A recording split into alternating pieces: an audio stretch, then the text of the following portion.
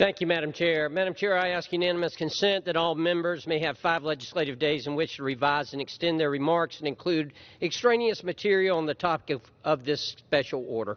Without objection.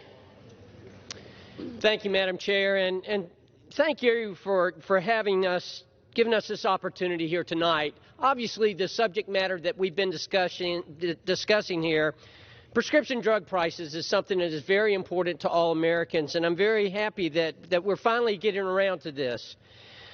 Madam Chair, as a practicing pharmacist for most of my career, I take the issue of drug pricing very personally. In fact, it's one of the primary reasons that I wanted to come to Congress, to do something about it.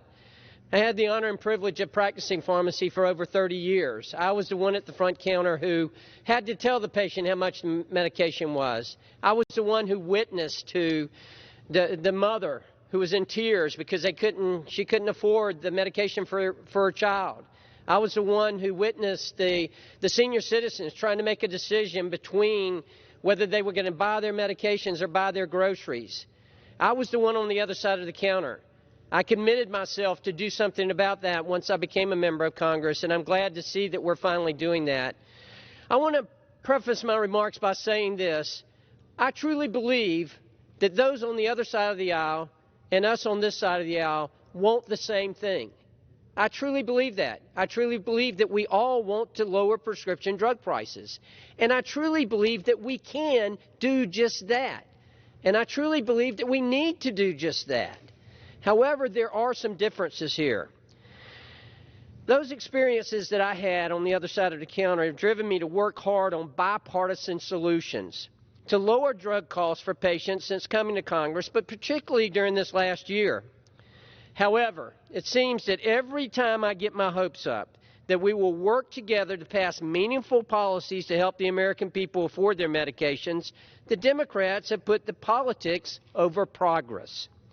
In the spring, I was proud to work with my friend, Congressman Schrader, in a bipartisan way on the Blocking Act to increase generic competition in the marketplace. Again, both of us wanted the same thing.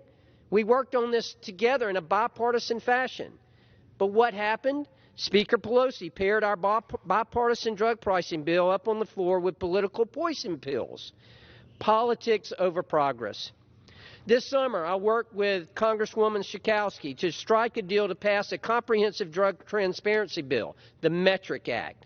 Unanimously, it passed out of committee. Republicans and Democrats voted for it. But what happened? Different versions of these policies we had struck a bipartisan agreement on were added to the Speaker's bill before us today. Politics over progress. This fall, Energy and Commerce Republicans were close to striking a bipartisan deal with our friends across the aisle to cap out-of-pocket spending for seniors and Medicare. What happened? Our Democratic colleagues walked away from those bipartisan negotiations to double down on a partisan bill that we know is dead on arrival in the Senate. Politics over progress. Now, this holiday season, Energy and Commerce Republicans have introduced a bill, H.R. 19, the Lower Cost, More Cures Act, to make one last earnest effort to pass good, bipartisan drug spending policies that could be signed into law this year, and immediately help patients. Immediate help for patients. My hope is that we can come together because, as I said before, we all want the same thing. We all need the same thing. My hope is that we can come together and we can support the Walden Amendment to pass the bipartisan Lower Cost, More Cures Act instead of this deeply partisan H.R. 3. My hope is that my Democratic colleagues stop putting politics over progress and join us to pass bipartisan drug pricing reforms that can actually be signed into law and will actually help patients. Madam Chair, we've got a number of people here today who want to speak on this, and I hope that you will note during this time, I know that I'm going to have some personal stories that I want to share, and I think some of my colleagues are going to have some personal stories as well. Real life situations, real people, real problems, real diseases. This is what we're talking about here. There is no reason in the world that this should be a partisan issue. Never in my over 30 years of practicing pharmacy did I ever go to the counter and say, okay, are you a Republican or are you a Democrat? No, never did that happen.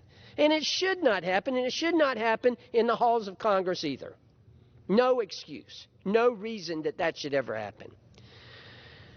Madam Chair, at this time, I'm going to call on the gentleman from Kentucky and yield to him such time as he may consume.